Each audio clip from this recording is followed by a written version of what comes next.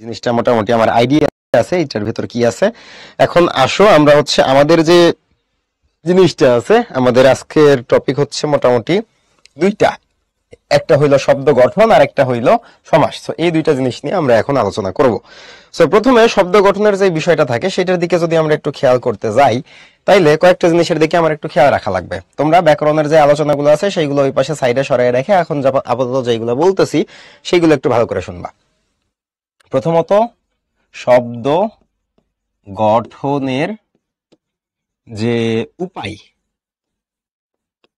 শব্দ গঠনের উপায় মূলত হচ্ছে আমার তিনটা, প্রধানত তিনটা এবং আলটিমেটলিও তিনটা।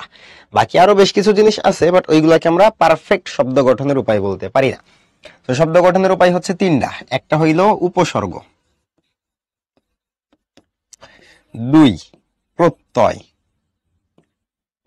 তিন তিন হইল সমাস। তো এই তিনটা হইল আমার শব্দ গঠনের উপায়। এখন এর মধ্যে আরেকটা জিনিস আছে, সেটা হইল যে এই উপসর্গ প্রত্যয় আর সমাস দিয়ে যে শব্দটা তৈরি হইতেছে, এই শব্দটার সাথে আমার পদ নামের যে কথাটা আছে, এই পদের আবার সম্পর্কটা কি, এই জিনিসটা আবার একটু ঝামেলা আছে। কিরকম, যে শব্দ ভার্সেস পদ, কথাটা আমি ভার্সেস দিয়ে লিখতেছি এই কারণে, কারণ আমরা নর্মালি যদিও শব্দ এবং পদ দুইটাকে সেম সেম সিমিলার সিমিলার বলে মনে করি, বাট দুইটার ভেতর হালকা ছোট্ট সূক্ষ্ম একটা পার্থক্য আছে। আমরা প্রথমে শব্দটার গঠন দেখি, তারপরে শব্দ আর পদের ভেতর কি পার্থক্য আছে সেই পার্থক্যটার দিকে আগাবো। প্রথমে কথা হইলো শব্দ গঠনের উপায় আমরা বলছি তিনটা কি কি, উপসর্গ প্রত্যয় সমাস। এর বাইরে তুমি এখানে পাইতে পারো হচ্ছে শব্দদ্বিত্ব, যেটা তোমাদের বইতে মেনশন করা আছে সেই কারণে আমি দিতেছি। যেরকম অঙ্কের সাথে টঙ্ক লাগায় বানাইলা অঙ্ক টঙ্ক, ছাগলের সাথে টাগল লাগায় বানাইলা হচ্ছে ছাগল টাগল, পাগল ছাগল কিছু একটা বানাইলা। শব্দ, একই শব্দ দুইবার ব্যবহার করে, দ্বিতীয় শব্দ ব্যবহার করে তুমি একটা শব্দকে হয়তো একটু নতুন অর্থের দিকে নিয়ে যাইতে পারো। যেরকম এক হাড়ি সন্দেশ না বলে যদি তুমি বলো হাড়ি হাড়ি সন্দেশ, তাহলে সেই ক্ষেত্রে ওই হাড়ি কথাটাকে দুইবার ব্যবহার করার কারণে যেটা এক বচন না থেকে বহু বচন হয়ে গেছে, এ ধরনের ঘটনা ঘটতে পারে। তখন কথা ওইটা না, কথা হইলো এই শব্দদ্বিত্ব শব্দ গঠনের মৌলিক যেই উপায়গুলো আছে সেইগুলোর ভেতর পড়ে না, এইটা একরকম ভাবে গেছে। আবার তুমি যখন পদ গঠন করতে যাবা তখন দেখবা যে ওইখানে পদ তৈরি করতে গেলে তোমার মোটামুটি হচ্ছে বিভক্তির একটা জিনিসপত্র চলে আসে, এবং ওইখানে আমার মোটামুটি চারটা জিনিসের উপর ফোকাস বেশি করতে হয়। সেইটা হইলো তোমার এই বুঝি নাই কেউ এখন করবা না, ঠিক আছে, সাবধান করে দিতেছি আমি। কিন্তু গ্রামারের ক্ষেত্রে যে বিষয়টা হয়, তুমি কবিতার ক্ষেত্রে একটা লাইন পড়াইলাম একটা লাইন বুঝাইলাম, এটা তুমি সহজে বুঝতে পারবা। গ্রামারের ক্ষেত্রে তোমার সিকোয়েন্স অনুযায়ী আগে যাইতে হবে, এবং তোমার যেই সিকোয়েন্সে নিয়ে যাইতেছি তোমার আমার সাথে পুরো জার্নিটা মনোযোগ দিয়ে পার করতে হবে। তারপরে শেষে যে যখন আমি প্রশ্ন করবো এখন বুঝছো কিনা, তখন বলবো যে হ্যাঁ ভাই এখন বুঝছি অথবা এখন বুঝে নাই, তখন দেখবা রিক্যাপ করে দিব, আরেকবার বললে তখন সেটা বুঝবা। বাট শুরু করার সময় যদি বলো বুঝে নাই, তাইলে মানে আলটিমেটলি এটা কিছু হইলো না। ঠিক আছে, একটু সাবধান থাকো, যতটুকু যেইভাবে নিয়ে যাইতেছি তুমি আমার সাথে জার্নিটা পার করো। ওকে, করতেছিলা হচ্ছে সন্ধি। দেখো সন্ধির যে বিষয়টা, এইটাও শব্দ গঠনের প্রকৃত কোনো উপায় না, কারণ সন্ধি প্রক্রিয়ায় আমরা নতুন কোনো শব্দ তৈরি করি না, দুইটা আলাদা আলাদা শব্দকে জাস্ট একসাথে জোড়া লাগাই, জোড়া লাগিয়ে আমরা জাস্ট ওদের মধ্যে একটা সম্বন্ধ তৈরি করি, জাস্ট ধ্বনিগত মিলন ঘটাই এইখানে, শব্দের কিন্তু হচ্ছে আসলে পরিবর্তন হয় না। কারণ বিদ্যার আলয় বললে যাহা বুঝাই, বিদ্যালয় দিয়েও কিন্তু তাহাই বুঝাই। এবং তুমি সন্ধি সাধিত যে শব্দগুলারে পাও সেইগুলা বেশিরভাগ ক্ষেত্রে দেখবা যে ওইগুলার যদি তুমি একেবারে মূল ধরে টান মারো, তাইলে ওইটা কোনো না কোনো ভাবে উপসর্গ প্রত্যয় অথবা সমাসের ভেতরে পড়ে। সো ধরো বিদ্যালয়, যেটা বিদ্যার নিমিত্তে আলয়, তুমি বিদ্যা গ্রহণের জন্য যে আলয় বা গৃহে যাও সেইটাই হচ্ছে বিদ্যালয়।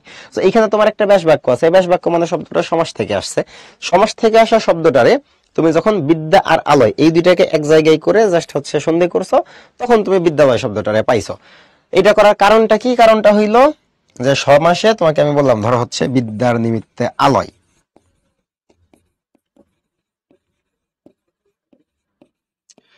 এখন এখান থেকে তোমার এইটাকে আমরা যদি বলি যে হচ্ছে তোমার মধ্যপদলোপী কর্মধারয় সমাস, কারণ মাঝখান থেকে আমার নিমিত্তে এটা বাদ গেছে।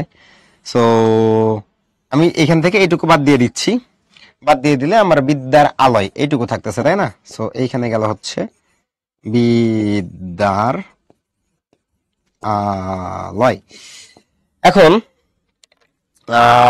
বিদ্যার নিমিত্তে আলয় থেকে যখন আমি বিদ্যার আলয় বানাইছি, তখন তুমি এখানে একটু খেয়াল করে দেখো যে শব্দটা কিন্তু আমার শুনতে ভাল লাগতেছে না বা দেখতেও ভাল লাগতেছে না। কারণ এইখানে তুমি হচ্ছে সরি, এটা হচ্ছে তোমার তৎপুরুষ সমাস, চতুর্থী তৎপুরুষ সমাস। এই নিমিত্তে এটা হচ্ছে জন্য বা নিমিত্ত অর্থ প্রকাশ করছে, আর এখানে র আছে, এটা হচ্ছে তোমার চতুর্থী তৎপুরুষ সমাস, চতুর্থী তৎপুরুষ সমাস। এনিওয়েজ, সো এখানে যখন তুমি বিদ্যালয় শব্দটা পাইছো, তখন তুমি খেয়াল করে দেখো শব্দটা তোমার শুনতে ভালো লাগতেছে না, পড়তে ভালো লাগতেছে না, বলতে ভালো লাগতেছে না। সো তখন তুমি কি করছো, এইখান থেকে তুমি হচ্ছে এই রটারে আবার কাইটা দিছো, সরি, এখান থেকে তুমি রটারে কাইটা দিছো। রটারে কাইটা দেওয়ার পর দেখো কি হয়েছে, বিদ্যা আলয় হয়েছে। এখন বিদ্যা আলয় এমনি করে বলতে গেলেও তোমার কাছে ভালো লাগবে না, তোমার কাছে শব্দটা শ্রুতিমধুর হবে না, তোমার কাছে শব্দের উচ্চারণটা সহজ হবে না। সো তুমি তখন কি করছো, এইখান থেকে এই বিদ্যাটারে নিছো, আর তার সাথে তুমি হচ্ছে এই আলয় যে কথাটা ছিল, এই আলয় কথাটারে যোগ করছো, যোগ করে তুমি টোটাল বানাইছো হচ্ছে বিদ্যা লয়। তাহলে দেখো, বিদ্যালয় যে শব্দটা তুমি বললা যে সন্ধি সাধিত একটা শব্দ, সেটা কিন্তু প্রকৃত মূলের দিকে খুঁজতে যায় দেখো এটা চতুর্থী তৎপুরুষ সমাস। তো আলটিমেটলি সন্ধি সাধিত যে শব্দগুলা তুমি পাবা, সবগুলাই কোনো না কোনো ভাবে উপসর্গ, প্রত্যয় বা সমাস থেকে আসছে। আর শব্দদ্বিত্ব যেটা, সেটা তো হচ্ছে একই শব্দের জাস্ট দুইবার ব্যবহার। তো এইগুলা আমরা শব্দ গঠনের প্রকৃত উপায় হিসেবে আসলে ওইভাবে কাউন্ট করতে পারি না, ঠিক আছে। এই কারণে আমরা বলি যে শব্দ গঠনে আমাদের যে প্রকৃত উপায়গুলা, মূল উপায় হচ্ছে তিনটা: উপসর্গ, প্রত্যয় এবং সমাস। তাহলে উপসর্গে আমাদের কি কাজ ঘটে? উপসর্গে আমরা গেলে এইখানে দেখি যে এখানে আমার শব্দের শুরুতে কোন একটা নতুন শব্দাংশ যুক্ত হয়, যেটার আগে যখন স্বাধীনভাবে ও ছিল তখন ওর কোনো নিজস্ব অর্থ ছিল না, বাট শব্দের আগে যুক্ত হয়ে ও ওই শব্দটার মধ্যে নতুন কিছু অর্থ নিয়ে চলে আসছে। কিরকম? ধরো আমি নিলাম হচ্ছে হার, এই শব্দটা, এই হারের আগে আমি যুক্ত করলাম হচ্ছে উপ, এই হারের আগে আমি যুক্ত করলাম প্র, এই হারের আগে আমি যুক্ত করলাম হচ্ছে বি, এই হারের আগে আমি যুক্ত করলাম আ, এই হারের আগে আমি যুক্ত করলাম হচ্ছে অনা। এইগুলা যুক্ত করলে এই হার থেকে আমার কি শব্দ হইতে পারে? এখান থেকে হইতে পারে উপহার, আজকে যেটা অনেকে অনেককে দিবা।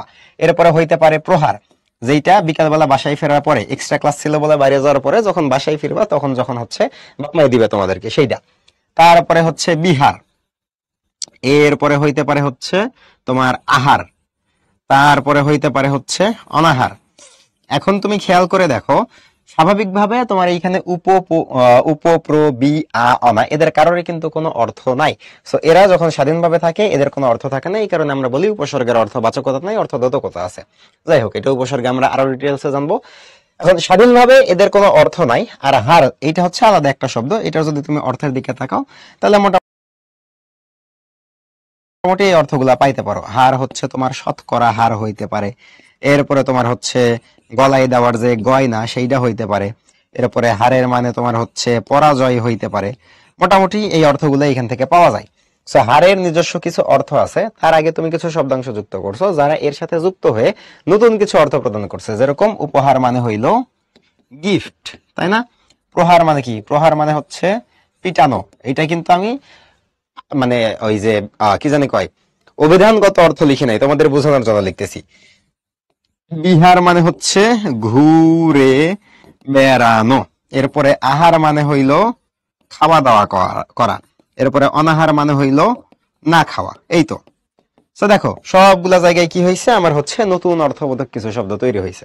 তাহলে উপসর্গের ক্ষেত্রে ঘটনাটা হইলো যে একটা শব্দের আগে উপসর্গ যুক্ত হয়ে নতুন অর্থবোধক বেশ কিছু শব্দ তৈরি করতে পারে। ছাগল শব্দের আগে রাম যুক্ত করে রাম ছাগল শব্দ তৈরি হইতে পারে। দা, যেটা দিয়ে আমরা কাটাকুটি করি, সেটার আগে রাম যুক্ত হয়ে রাম দা, মানে বড় আকারের দা, এটা বুঝাইতে পারে। সো উপসর্গ হচ্ছে এইভাবে আমার শব্দ তৈরি করতেছে।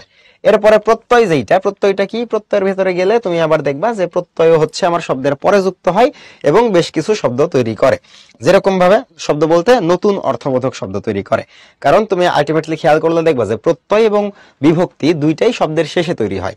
তাহলে এই প্রত্যয় আর বিভক্তির মধ্যে যুক্ত হয়। সো আমরা হচ্ছে এই প্রত্যয় আর বিভক্তি এই দুইটাকে আমরা আলাদা করব কি করে? আলাদা করার মূল উপায়টা হচ্ছে যে প্রত্যয় যুক্ত হইলে শব্দের অর্থের ভেতর পরিবর্তন আসে, বিভক্তি যুক্ত হইলে শব্দের অর্থের ভেতর পরিবর্তন আসে না, যার শব্দটার সাথে অন্যান্য পদের সম্পর্ক তৈরি হয়। আমরা পদে গেলে ওইটা আরেকটু ডিটেলসে বলবো, আপাতত প্রত্যয়টারে দেখাই।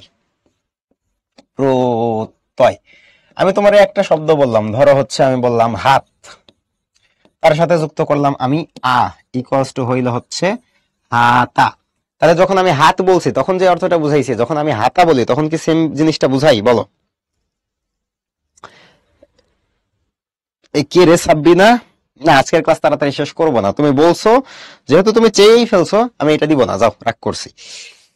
তুমি ক্লাস তাড়াতাড়ি শেষ করতে বলছো, আমি 30 মিনিট এক্সট্রা নিব, ওকে। হাতের সাথে আ যুক্ত করো, হাতের সাথে আ যুক্ত করলে হয় হচ্ছে হাতা। তো হাতের যেই অর্থ, হাতের অর্থ হচ্ছে আমার বাহু, কিন্তু যখন তুমি হাতা বলো তখন জামার হাত যেটা সেইটারে বোঝাও। অথবা হাতা দিয়ে অনেক সময় হচ্ছে আমরা যেই রান্না বান্না করি, ডেক্সির উপরে যেই রান্না বান্না করি, যে হাতাটা দিয়ে নাড়াচাড়া করি, ওইটারে বুঝাই। সো হাতার একটা আলাদা অর্থ আসতেছে। হাতের সাথে তুমি যুক্ত করলা হচ্ছে হইল হচ্ছে হাতল। হাতল মানে কি? হ্যান্ডেল। মোটর সাইকেলের হাতল থাকে, হাতল মানে কি? হ্যান্ডেল থাকে। সো এই যে হাতের সাথে তুমি আযুক্ত করছো হয়েছে হাতা, হাতের সাথে যুক্ত করছো হয়েছে হচ্ছে হাতল। এইগুলাতে কি হয়েছে? এইগুলাতে আমার কিন্তু নতুন অর্থবোধক শব্দ তৈরি হয়েছে। এইগুলা কিন্তু আমার হচ্ছে এই যে মূল শব্দটা ছিল, এই মূল শব্দটার সাথে সম্পর্কিত না। তারপরে ধরো হচ্ছে আমরা কৃত প্রত্যয়ের ভেতরেও যাইতে পারি, যেরকম হচ্ছে চল। চল হচ্ছে একটা ক্রিয়ামূল। এই চলের সাথে তোমার যুক্ত হইতে পারে, চলের সাথে যুক্ত হইতে পারে ই, চলের সাথে যুক্ত হইতে পারে আ, চলের সাথে যুক্ত হইতে পারে বো। এগুলা কিন্তু প্রত্যয় না, এগুলা হচ্ছে বিভক্তি। আর চলের সাথে তোমার হয়তো যুক্ত হইতে পারে অন্ত। যখন চলের সাথে অন্ত যুক্ত হইছে তখন কি হইছে? তখন এইখান থেকে হয়ে গেছে হচ্ছে চলন্ত। এবং খেয়াল করে দেখো, চল এবং চলন্ত দুইটার অর্থ আলাদা। চল মানে চলাচল করা, জাস্ট নড়াচড়া করা, কিন্তু চলন্ত একটা অবস্থা বুঝাইতেছে, এটা একটা বিশেষণ। সো এখানে যখন তুমি হচ্ছে চলন্ত বলতেছো, চলন্ত গাড়ি, তখন এইটা গাড়িটা কোন অবস্থায় আছে সেইটা বুঝাইতেছো। সো যখন চল ছিল, চলটার একটা নির্দিষ্ট মিনিং ছিল, চলের সাথে যখন অন্তযুক্ত হয়ে চলন্ত হয়েছে তখন এইটা একটা গতিশীল অবস্থাকে মিন করতেছে। সো এখানে কিন্তু জিনিসটা একটু ডিফারেন্ট হয়ে গেছে। সো এই চলটাকে আমরা বলতেছি হচ্ছে ক্রিয়ামূল, এবং তার সাথে আমি হচ্ছে কৃত প্রত্যয় যুক্ত করে চলন্ত নামে নতুন একটা শব্দ তৈরি করছি। তাহলে বলবা যে ভাই এখন এইগুলা দেখাইলেন কেন? এইগুলা দেখাইছি তোমার হচ্ছে ক্রিয়ামূল বা ক্রিয়া প্রকৃতি জিনিসটা কি এইটা বুঝাইতে। তোমাদের এই যে শব্দ নিয়ে যে আলোচনাটা, সেইখানে কিন্তু দুইটা কথা বলা আছে, একটা হচ্ছে নাম প্রকৃতি বা নামমূল, আর একটা হচ্ছে ক্রিয়া প্রকৃতি বা ক্রিয়ামূল। এবং এই জায়গা থেকেই বেসিক্যালি তোমার হচ্ছে শব্দ তৈরি হয়, মৌলিক শব্দ সাধিত শব্দের যে বিষয়টা আসে। সো মৌলিক শব্দটা কি? মৌলিক শব্দটা হইলো জাস্ট তোমার যদি, আচ্ছা আবার একটু হালকা করে লিখি, এইখানে তোমার এই পাশে লিখবো নাকি এই পাশে লিখবো? আচ্ছা, শব্দ গঠনের উপায়, তার আগে আমাদের আছে হচ্ছে এই পাশে ভাগ, যেইটা মৌলিক শব্দ, আর আছে হচ্ছে আমাদের সাধিত শব্দ। সো শব্দতে গেলে আমরা এই দুই ধরনের জিনিস পাই। এর মধ্যে সাধিত শব্দ যেটা, সেইটা গঠনের উপায় হচ্ছে এইগুলা। আর মৌলিক শব্দ যেটা, সেটা তো জাস্ট ধ্বনির মিলন হয়ে যেটা তৈরি হয় সেইটাই। যেরকম তুমি যদি এই মৌলিক শব্দের ভেতরে একটু তাকাইতে যাও, ধরো তুমি এইখান থেকে নীলা হইতেছে গাছ। এখন এখানে যখন তুমি গাছ নিছো তখন এখানে আলাদা কোনো অর্থ আসে নাই, কেন কি গাছের মানে তুমি সারা জীবন যে ট্রি প্ল্যান্ট এইগুলো বুঝছো, এইগুলাই। এবং এখানে জাস্ট তোমার কয়েকটা ধ্বনির মিলন হয়েছে, কি কি? গ প্লাস হচ্ছে আ প্লাস হচ্ছে ছ। সো জাস্ট তোমার কয়েকটা ধ্বনি পরস্পর সংযুক্ত হয়ে যখন একটা অর্থবোধক জিনিস তৈরি করলো, তখন উহাকে আমরা বলিতেছি হচ্ছে শব্দ। কারণ এই শব্দটার সাথে যখন তুমি বাদবাকি জিনিসপত্র যুক্ত করতেছো, করে তুমি নতুন অর্থবোধক শব্দ তৈরি করতেছো, এবং উহাকে আমরা বলিতেছি সাধিত শব্দ। এখন এইখান থেকে আমরা যেখানে ছিলাম সেখানে আবার ফেরত আসি। এই যে এইখানে আমরা যেটা পাইছি না, গাছ, এই গাছটা কিন্তু হচ্ছে আমার এখানে শব্দমূল, বা আমরা হচ্ছে এটারে প্রকৃতি বলতে পারি, নাম প্রকৃতি। কেন এইটারে আমরা প্রকৃতি বা শব্দমূল বলতেছি? বলার পেছনে কারণটা হইলো যে এইটারে তুমি ভাঙলে আলাদা অর্থবোধক কোনো জিনিস পাবা না। এই জিনিসটা আবার হালকা একটু কনফিউজিং। বিষয়টা হচ্ছে যে তুমি এইখানে এই নাম প্রকৃতি যেটা, এই জিনিসটারে তুমি নরমালি হচ্ছে ভাঙাচুরা করতে পারবা না, বা ভাঙাচুরা করলেও যে অংশগুলা তুমি পাবা সেইগুলা দেখবা সেন্স মেক করতেছে না, একটু ননসেন্স টাইপের ধ্বনি আসতেছে। বাট তুমি যখন হচ্ছে এই যে সমাস প্রত্যয় বা হচ্ছে উপসর্গ এইগুলারে ভাঙতে যাবা, তখন তোমার এখানে সেন্সিবল কিছু শব্দই আসবে যেগুলা তোমার অর্থবোধক হয়, যেগুলো থেকে তুমি মোটামুটি একটা স্পষ্ট ধারণা পাও। সো মৌলিক শব্দটা আমার এইটাই। এখন এর সাথে ধরো আমি যুক্ত করলাম হচ্ছে, গাছের সাথে যুক্ত করছি ই, হইল কি?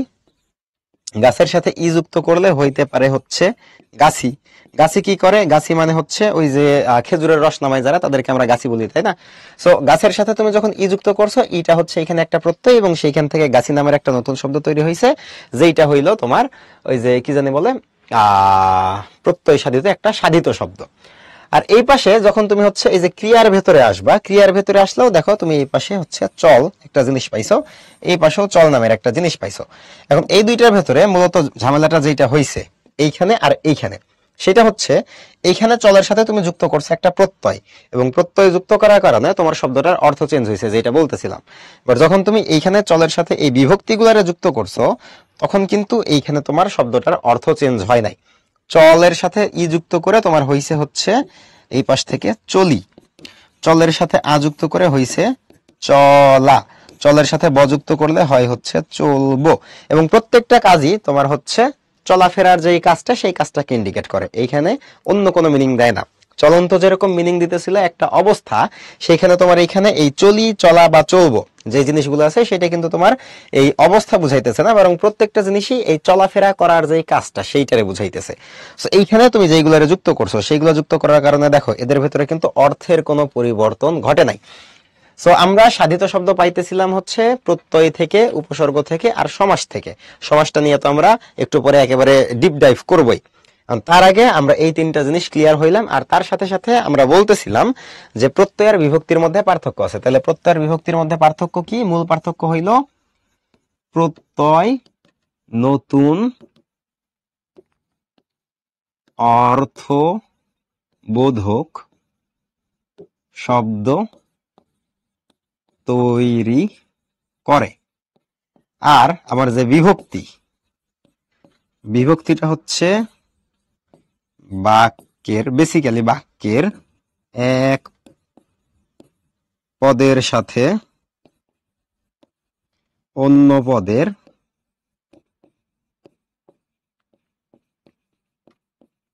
সম্পর্ক তৈরি করে এন্ড নতুন অর্থ দেয় না। এখন আমারে বলো যে এইটুকু বুঝছো কিনা। রুট ওভারটা কি? রুট ওভার মানে হচ্ছে এইটা যে ক্রিয়ামূল, ক্রিয়া আমরা হচ্ছে বর্গমূল যখন বের করি, মূল বোঝানোর জন্য রুট দেই না, এইটা যে ক্রিয়ার মূল, এই ক্রিয়ার মূল বোঝানোর জন্য আমি এখানে রুট দিছি। ওকে, আচ্ছা। বিভক্তি আর উপসর্গ, না বিভক্তি উপসর্গ সেম না। উপসর্গ শব্দের আগে বসে, বিভক্তি শব্দের পরে বসে, এবং বিভক্তিও শব্দের পরে বসে, প্রত্যয় শব্দের পরে বসে। এই কারণে প্রত্যয় আর বিভক্তির মধ্যে পার্থক্যটা কি, সেই জিনিসটা আমি এখানে দেখাইছি। তো এইখান থেকে আমাদের এই পর্যন্ত গেল। এখন এইখানে আমরা আরেকটা জিনিস একটু বাদ দিয়ে গেছিলাম, সেটা হচ্ছে শব্দ আর শব্দ ভার্সেস পদ। এই জিনিসটা বেসিক্যালি কি, দেখো আমি যখন এই পাশে বলছি যে প্রত্যয় নতুন অর্থবোধক শব্দ তৈরি করে, আর বিভক্তি বাক্যের এক পদের সাথে অন্য পদের সম্পর্ক তৈরি করে, এই কথাটার উপর একটু ফোকাস করো। দেখো আমি তিনটা শব্দ নিলাম, যে আমি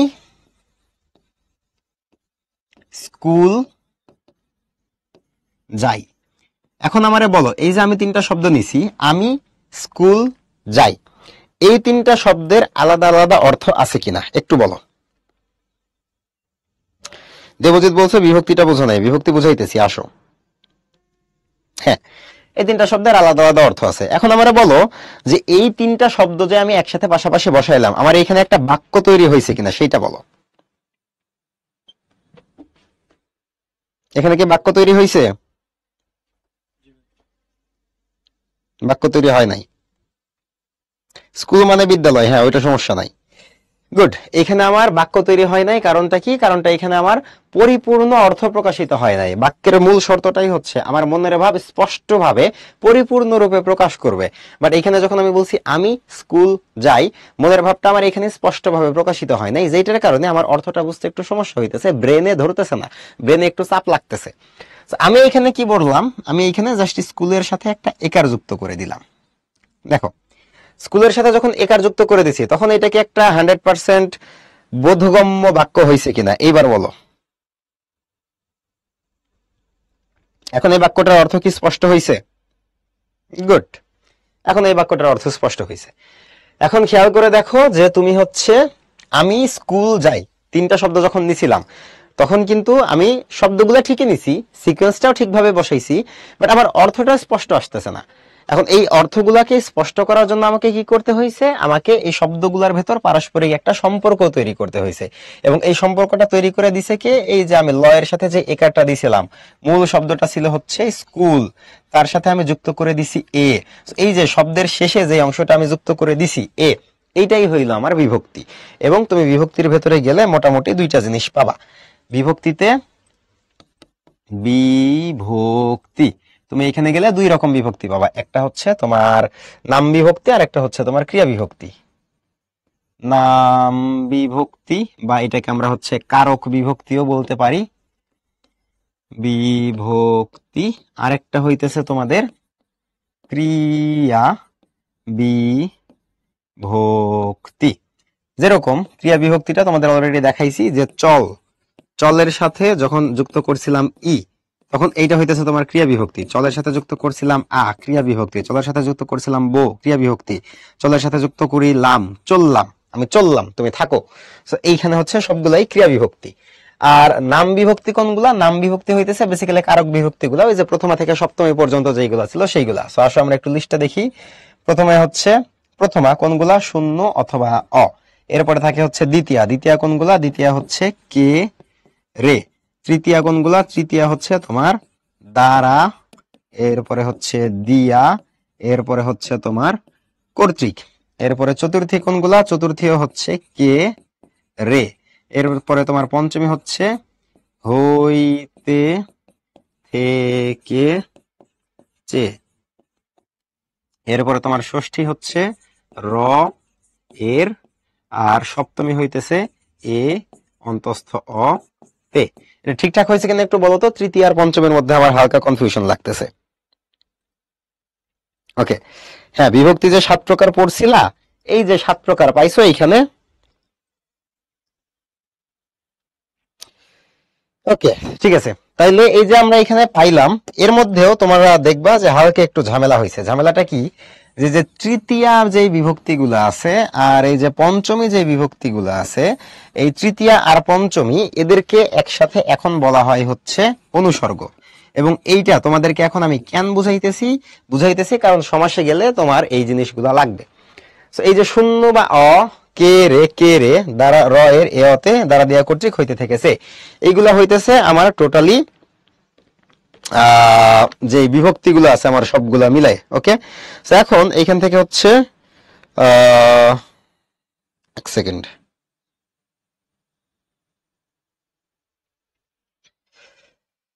ওকে,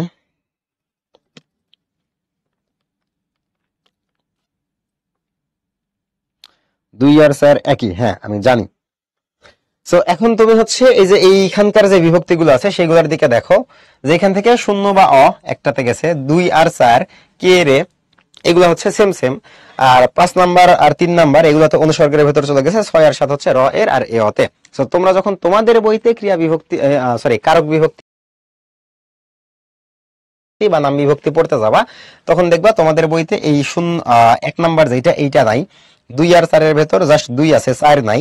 আর এখান থেকে 6 আর 7 এটুকু আছে। সো তোমরা যখন নরমালি তোমাদের বই অনুসারে বিভক্তিটা পড়তে যাবে এবং আমি যখন পড়াবো তখন দেখবা তোমাদেরকে পড়াইতেছি এই 2 নাম্বারটা, এই 6 নাম্বারটা আর 7 নাম্বারটা।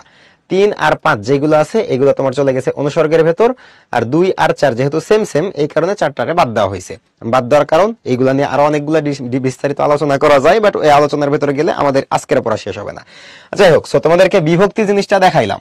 বিভক্তি কি হইলো? বিভক্তি দুই রকম, একটা নাম বিভক্তি বা কারক বিভক্তি, আর একটা গেল হচ্ছে আমার ক্রিয়া বিভক্তি।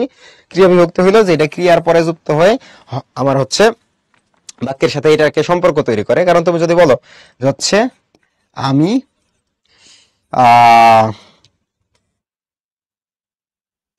আমি চল, জাস্ট এইটুকু বইলা তুমি থাইমা গেলা। কারণ আমি চল বলে যখন তুমি থাইমা গেলা তখন কিন্তু তোমার এটা বাক্য হয় নাই। তুমি যদি বলো যে আমি চললাম, তুমি থাকো তোমার সংসার নিয়ে, তখন তোমার কিন্তু এখানে হচ্ছে অর্থটা মিনিংফুল হয়েছে, তাই না? আমি চললাম, তখন এখানে কিন্তু তোমার হচ্ছে মিনিং আসছে। এই যে তোমার এই চল ক্রিয়ামূল, এটা স্বাধীনভাবে ব্যবহার করতে পারো নাই, বাট এটার সাথে যখন লাম যুক্ত করে একটা শব্দ তৈরি করছো তখন এটা তোমার বাক্য হইছে। একই রকম ভাবে তুমি হচ্ছে আগের উদাহরণটা যদি দেখো, যে তুমি এখানে স্কুল যাই বলে হয় নাই, বাট যখন স্কুলের সাথে এ যুক্ত করছো তখন তোমার মিনিং তৈরি হয়েছে। সো এখানে তোমার বিভক্তি যুক্ত করে তোমার হচ্ছে শব্দটার অর্থ আসছে, শব্দ না সরি বাক্যটার হচ্ছে অর্থ আসছে। এবং এইখানে তুমি বলতে পারো যে ভাই এইগুলাতে তো কিছু নাই। তুমি খেয়াল করে দেখো, আমির সাথে কেউ নাই মানে শূন্য আছে। সো আমির সাথে কেউ নাই মানে হচ্ছে শূন্য আছে। সো এই কারণে তোমার আগেকার যে ব্যাকরণটা, সেই ব্যাকরণে এইভাবে বিভক্তিগুলোকে লিস্ট করে দেওয়া ছিল। বাট এখন যখন আমরা পড়তে আসতেছি তখন দেখি যে যেহেতু কেউ নাই, সো এটার আমরা কাউন্ট করি নাই, কে রে আর কে রে সেম সেম, সো একটা রাখছি, এগুলো অনুসর্গে গেছে, আর এখান থেকে এই দুইজন থাকছে। সেই হচ্ছে আমাদের বিভক্তির প্রকারভেদ যেগুলো সেইগুলা। এখন বিভক্তি তাইলে আমার কাজটা কি করলো, বিভক্তি আমার মূল যে কাজটা করলো সেইটা হইলো বাক্যের মধ্যে আমার যে শব্দগুলা ছিল সেই শব্দগুলোর ভেতর সম্পর্ক তৈরি করলো, এবং সম্পর্ক তৈরি করার মাধ্যমে বাক্যের অর্থের প্রকাশটাকে স্পষ্ট করলো।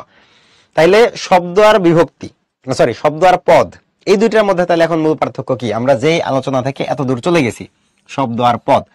শব্দটা হইল আমার যেই মূল মানে জাস্ট অর্থবোধক যে ধ্বনির সমষ্টি, সেটাই হইল শব্দ। সো আমি যখন এইখানে হচ্ছে এই জিনিসগুলা লিখছি, এই প্রত্যেকটা জিনিসই এক একটা শব্দ। বাট যখন আমি বাক্য তৈরি করতে যাচ্ছি, তখন এই শব্দগুলাকে জাস্ট স্বাধীনভাবে লিখলেই হচ্ছে না, বরং এই বাক্যগুলাকে আমার পরস্পরের সাথে একটা সম্পর্ক তৈরি করে দেখাইতে হইতেছে। এবং এই যে সম্পর্ক তৈরি করে দেখানোর যে কাজটা, সেইটাকে আমরা বলতেছি হচ্ছে বিভক্তি দিয়ে এই কাজটা করতেছি, এবং এই বিভক্তিযুক্ত পদ শব্দগুলাকে আমরা বলতেছি পদ। তার মানে সংক্ষেপে আমরা বলতে পারি যে বাক্যে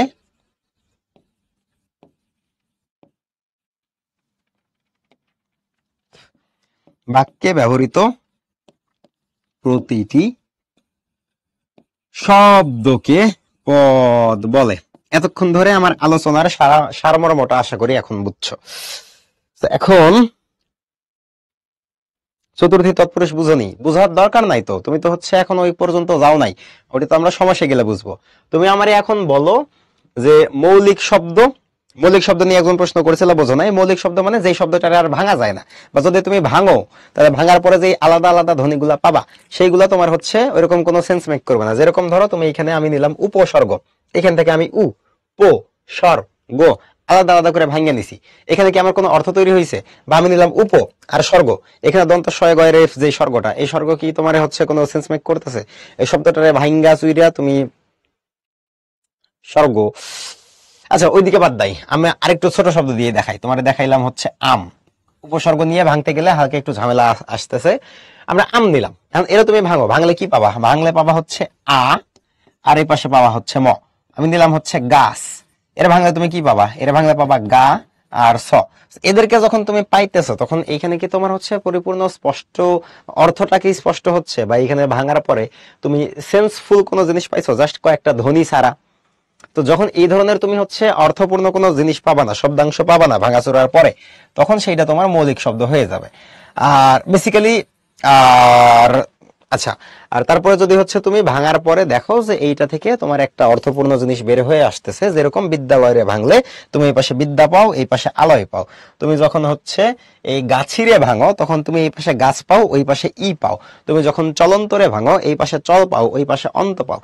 সো যখন তুমি দেখবা যে এইভাবে ভাঙাচোরার পরে তুমি কিছু মিনিংফুল জিনিসপত্র পাচ্ছ, তখন সেটাকে আমরা নর্মালি বলবো সাধিত শব্দ। এবং ভাঙাচোরার পরে ওই যে সাধিত করার যেই উপায়টা, সেইখানে তুমি গেলে দেখবা যে মোটামুটি এই তিনটা উপায়ে শব্দগুলাকে আমরা সাধিত শব্দে রূপান্তরিত করছি। সো এতক্ষণ ধরে আমি তোমাদেরকে যে বিষয়গুলো বুঝাইছি, সেইটা হচ্ছে যে মৌলিক শব্দ কি, সাধিত শব্দ কি, তারপরে সাধিত শব্দ কোন কোন উপায়ে তৈরি হয়। তৈরি হয় হচ্ছে উপসর্গ দিয়া, প্রত্যয় দিয়া, সমাস দিয়া। উপসর্গ দিয়ে কিভাবে তৈরি হয় সেইটা দেখাইছি, প্রত্যয় দিয়ে কিভাবে তৈরি হয় সেইটা দেখাইছি। প্রত্যয়ের ভেতর গেলে তুমি দুইটা প্রত্যয় পাইছো, একটা হচ্ছে কৃত প্রত্যয় আর একটা তদ্ধিত প্রত্যয়। কৃত প্রত্যয় কোনটা পাইছো? যেখানে তুমি দেখছো চলন্ততে, যেটা দেখছো ক্রিয়া থেকে তুমি একটা শব্দ তৈরি করছো, চল থেকে চলন্ত। আর তারপরে নাম জাতীয় শব্দ থেকেও তুমি তৈরি করে দেখাইছি তোমারে, যে তোমারে হচ্ছে যদি শব্দটা থাকে কি জানি কয় ওইটা, হাত থেকে হাতা, গোলাপ থেকে গোলাপি, ওইগুলো হচ্ছে তোমার প্রত্যয় সাধিত শব্দ। আর তারপরে সমাস যে জিনিসটা, সমাসটা এখনো ওইভাবে ধরি নাই, কারণ সমাসটা আমাদের টোটালি আলাদা ক্লাস। আর আলাদা ক্লাস বলতে আমরা এটা শেষ করে ওইখানে যাব। সো এখানে আমরা সাধিত শব্দের উপায়গুলো দেখাইছি, এর সাথে সাথে তোমাদেরকে ক্লিয়ার করছি যে সন্ধি কেন শব্দ গঠনের উপায় না। কারণ সন্ধি সাধিত যে শব্দগুলা, সেই শব্দগুলাতে তুমি যদি মূলের দিকে আগাও, দেখবা বেসিক্যালি ওইগুলার ভেতর তোমার হচ্ছে সমাস অথবা প্রত্যয় অথবা উপসর্গের ঘটনাগুলা ঘটে যায়। সো যেহেতু এই ঘটনাগুলো এখানে ঘটে যাইতেছে, আলটিমেটলি ওইটাকে তুমি শব্দ গঠনের আলাদা উপায় হিসেবে কাউন্ট করতে পারতেছো না। আরেকটা জিনিসও বলছিলাম যে শব্দদিত্য যেটা, এইটাতেও আমরা কখনো কখনো শব্দ গঠনের উপায় বলে ধরি, বাট এটা আসলে প্রকৃত শব্দ গঠনের উপায় না, জাস্ট একটা এক্সাম্পল আর কি। সো মূল শব্দ গঠনের উপায় গেল আমার এই তিনটা। তাহলে এরপরে আমরা যেটা গেছিলাম সেখানে হচ্ছে এই যে তোমাদের হচ্ছে বিভক্তিগুলা কি কি, বিভক্তির মধ্যে ভাগগুলা দেখাইছি, আর সাথে সাথে তোমাদের হচ্ছে এই যে উপসর্গ দিয়ে শব্দ গঠন আর প্রত্যয় দিয়ে যে জিনিসগুলা হইছে সেই জিনিসগুলা দেখাইছি। তোমাদেরকে শব্দ আর পদের মধ্যে পার্থক্যটা কি সেইটা বলছি। শব্দ আর পদের মধ্যে পার্থক্য হইল, শব্দ হইল আলাদা অর্থবোধক ধ্বনির সমষ্টি, বাট এর পদ হইতে গেলে বাক্যে ব্যবহৃত হইতে হবে এবং সেই বাক্যে একে অর্থপূর্ণ ভূমিকা রাখতে হবে। জাস্ট শব্দ বাক্যের ভেতর শব্দগুলারে পাশাপাশি বসায় দিলেই পদ হবে না। পদ কখন হবে?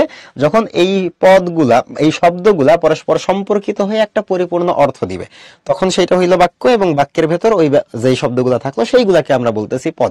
এইটা বলার আরেকটা কারণ হইল যে যখন তুমি এইভাবে শব্দকে ডিফাইন করতে যাবা তখন দেখবা যে বাক্যে ব্যবহারের উপর বেস করে শব্দের কিন্তু পদ পরিবর্তন হয়ে যাইতে পারে। এই কারণে শব্দটা আমার হচ্ছে মানে পদ যে কথাটা এটা বাক্যের উপর এত বেশি ডিপেন্ডেন্ট। আর তার সাথে সাথে প্রত্যয়ের সাথে তোমাকে বিভক্তির একটা ডিফারেন্স দেখাইছি, কারণ প্রত্যয় আর বিভক্তি দুইটাই আমার শব্দের শেষে যুক্ত হয়। সো যেহেতু দুইটাই শব্দের শেষে যুক্ত হইতেছে, তাহলে কোনটা প্রত্যয় কোনটা বিভক্তি আলাদা করবো কি করে? আলাদা করার উপায় হইলো যখন শব্দের সাথে প্রত্যয় যুক্ত হয় তখন একটা নতুন অর্থবোধক শব্দ আসে, বা যখন শব্দের সাথে তোমার বিভক্তি যুক্ত হয় তখন কিন্তু নতুন অর্থবোধক কোনো শব্দ আসে না। জাস্ট এইটা কি করে আগের পরের শব্দগুলোর সাথে এই শব্দটার একটা সম্পর্ক তৈরি করে। সো এই পর্যন্ত বুঝছো কিনা একটু বলো।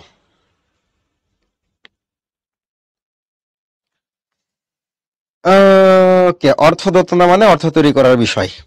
আচ্ছা, তাইলে এখন আসো আমরা এইখানকার থেকে যে জিনিসপত্রগুলো আছে স্লাইডের জিনিসগুলো এখন দেখি। ভাষা অর্থবোধক ধ্বনি সমষ্টি হইলো শব্দ, ভালো কথা। শব্দ শুধু মৌলিকভাবে ভাষায় ব্যবহৃত হয় না, এর সাথে নানা শব্দাংশ যুক্ত হয়ে নতুন নতুন অর্থবোধক শব্দ তৈরি করে, শব্দের অর্থ পরিবর্তন করে, অর্থকে সংকুচিত সম্প্রসারিত করে। সর্বোপরি ভাষা পড়ে নিবা তোমরা। এরপরে আছে হচ্ছে এই যে উপসর্গ কি দেওয়া আছে, প্রত্যয় কি দেওয়া আছে, সাধিত শব্দ দেওয়া, পদ কি দেওয়া। এরপরে কথা হচ্ছে এই যে লগ্নক, এই একটা জিনিস আমার এইখান থেকে বাকি আছে। সো লগ্নক থেকে তোমাকে চারটা জিনিস একটু বলি।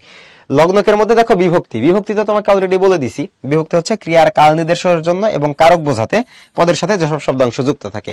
ক্রিয়ার কাল নির্দেশের জন্য তাহলে এটা কোনটা হবে? ওই যে ক্রিয়া বিভক্তি যেগুলো পড়ছিলাম সেইটা। আর কারক বোঝাইতে কোনটা হবে? নাম বিভক্তি, শূন্য থেকে ওই তোমার হচ্ছে মানে প্রথমা থেকে সপ্তমী পর্যন্ত যেগুলো সেইগুলা। সো এটা গেল কারক, এটা গেল হচ্ছে ক্রিয়া বিভক্তি। আর এর পাশে আছে হচ্ছে আমাদের নির্দেশক। নির্দেশক জিনিসটা কি? নির্দেশক হইলো যেসব শব্দ বা শব্দাংশ পদের শেষে যুক্ত হয়ে আমার হচ্ছে ওই পদটাকে নির্দিষ্ট করে। যেরকম আমি বললাম যে আমাকে ওই কলমটা দাও তো, সো এখানে আমার মূল শব্দটা হইল কলম, এই কলমের সাথে আমি যুক্ত করছি টা। এই যে কলমের সাথে আমি যখন টাটারে যুক্ত করছি তখন আমি কলমের জিনিসটাকে, কলমটাকে নির্দিষ্ট করে দিছি। এই কলমের সাথে যে টা যুক্ত করলাম এইটাই হইল আমার নির্দেশক। কোন একটা শব্দের সাথে যখন আমি নতুন আর একটা শব্দাংশ যুক্ত করে ওইটাকে নির্দিষ্ট করে দিই তখন সেটা হইল নির্দেশক।